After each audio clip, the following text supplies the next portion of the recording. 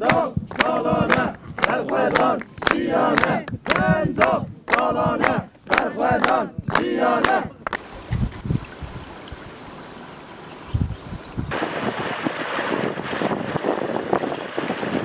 اجی شخصی که گنده هبلرم امجبر و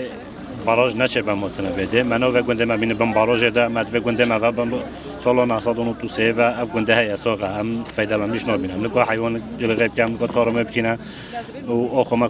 کوچ بر بینم کتنه بند دست خاک یعنی اشتیله فلان مد هم چی گنده خواه مد هم آخو خواه جیان بکنه با کل ملوده نه تازانی اول سر 40 سال تازانی بس اوجه من از آن دنیا خوش بیانی امکان زده بینه تازانی گرک یعنی ارتق بیاره بدن ما ناولم نخوازی باراش شد و مدوه گنده ما بم چیزا گنده باراش چه بگنده مده چه با کل ملوده نه تلبه وده نه تازانی عرض ملوده نه خوی مالی هم خوی ملکی وده تازانی همه هوتی همه کتی نه نیده یعنی هم جلیت پریشان بینه اولا پریشان منو یه نه نرماله پیشتی به خبری بعد به منو بتن باراش چه بتن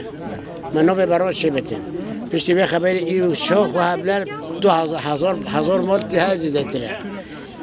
او پره بده باراج بلاش جگندیاره بچه تخوانی بده خوانی بچه خوانی ما هر کس که بچه خوانی خواده بچه مال خواده بلاش بر آوا بکه ما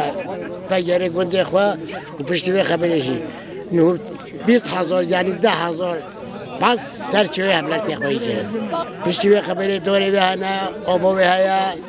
میوه به هیا زیتونه به هنه هر تشتی به هیا بانکو من ملای هر کس که یاردم ما بکتن ام وات خوزینه قبیل نکر ام قبیل نکنه خلاصی بده